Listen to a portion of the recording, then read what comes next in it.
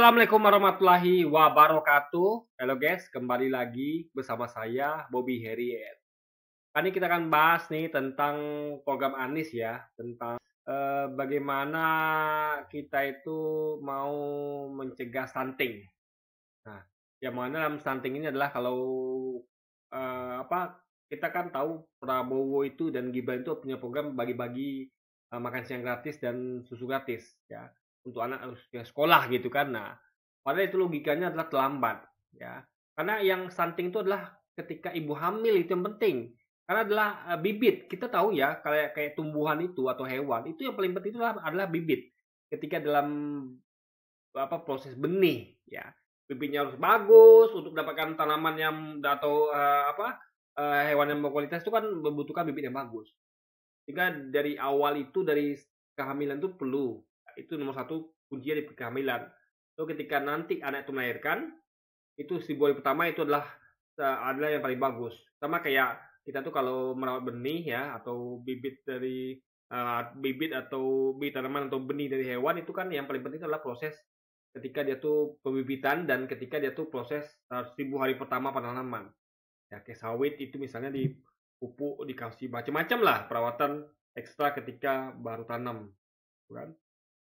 Jika nanti 1000 hari pertama. Jadi itu adalah yang utama, guys. Nah, selebihnya itu kan kalau sudah agak besar kan dia tuh bisa agak sedikit berkurang perawatannya nggak masalah karena dia sudah kuat, guys, sudah mampu mandiri gitu kan. Nah, makanya program itu adalah ketika ibu hamil. Kalau Prabowo kan tidak, udah usia sekolah ada terlambat gitu.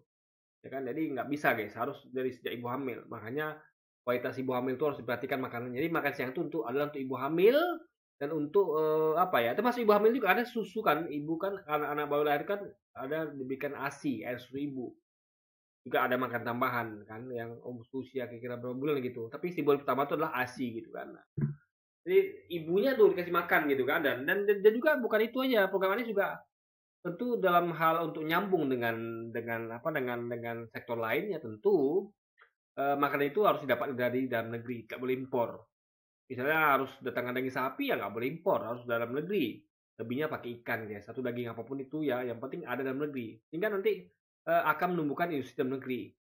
Jadi apapun yang ada dalam negeri itu akan disediakan untuk ibu hamil dan anak balita sampai anak sekolah tentunya gitu kan. Nah, tapi yang pertama adalah pada usia kehamilan ya ibu dan 1000 hari pertama bayi baru lahir.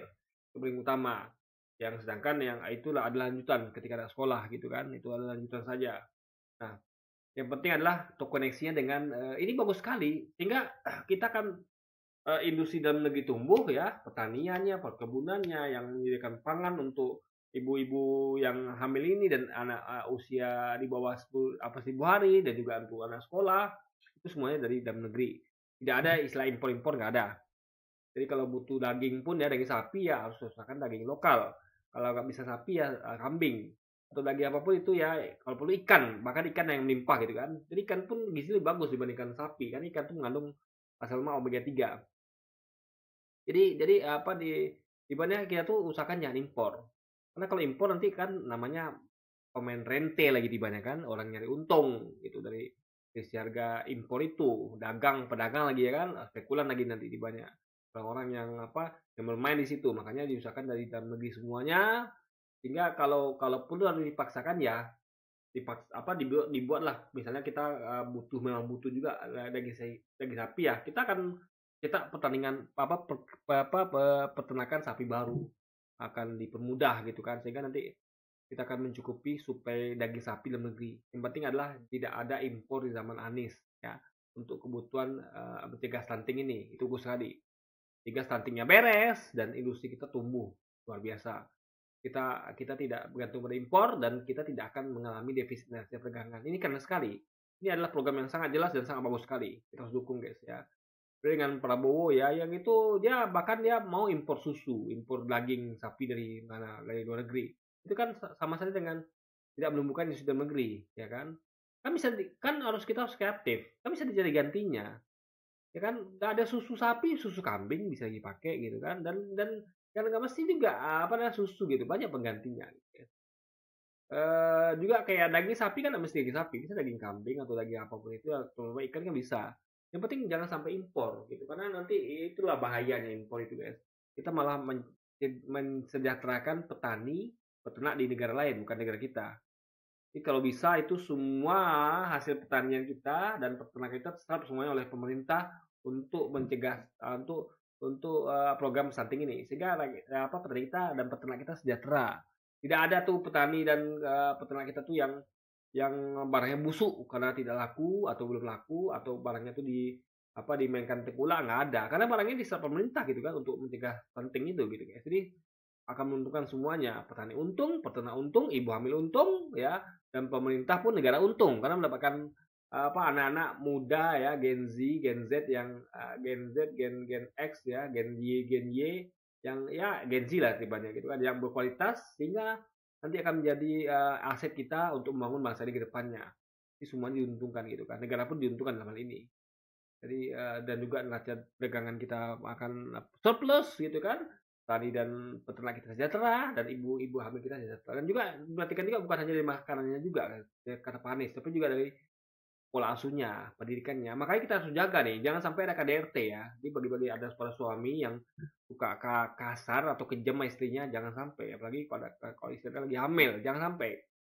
Kalau ada masalah sama istri Anda ya, ya Anda jangan di rumah dulu, Anda sebenarnya Anda tuh kemana gitu, kayak untuk menenangkan diri. Jangan sampai nanti Anda malah mukul istri yang lagi hamil atau melakukan KDRT, kan akan percuma aja istri hamil itu dikasih makan bergizi tapi Anda pukuli gitu kan. Ini saya kadang-kadang kesel gitu sama laki-laki yang berani hanya pada istrinya sendiri gitu kan. Kalau Anda memang jantan ya, di luar sana itu bertarung sama siapa kayak gitu. Kayak ada orang berantem gitu kan. Ya jangan sama istri sendiri gitu kan. Karena istri itu adalah wanita lemah yang harus kita lindungi, bukan kita pukuli guys, bukan kita aniaya, bukan, jangan-jangan ya. Jadi Anda harus menghargai wanita ya, karena dia adalah wanita ini adalah nanti akan melahirkan bayi-bayi Anda, anak-anak Anda yang akan nanti akan membanggakan Anda sebagai orang bapaknya gitu kan, dan akan membuat Anda tuh punya penerus yang baik lah gitu, yang berkualitas gitu kan. Sehingga tidak boleh ibunya Anda pukuli gitu kan. Jadi Anies itu nanti akan memperhatikannya masalah KDRT ini guys ya. Masalah pola asuhnya. Sehingga nanti ibunya ini akan prosesnya tuh akan gizi akan dicukupi, dilengkapi, dipenuhi, diperhatikan juga tentang kondisi psikisnya juga gitu. Karena kan kita nggak bisa hanya dari kondisi makanan saja, tapi juga batin ibu itu juga batinnya, mentalnya, psikologisnya harus juga dijaga sehingga nanti anaknya akan sehat guys. Oke, jadi mungkin itu saja mungkin video kita kali ini, dan sampai jumpa lagi di video-video selanjutnya. Wassalamualaikum warahmatullahi wabarakatuh guys.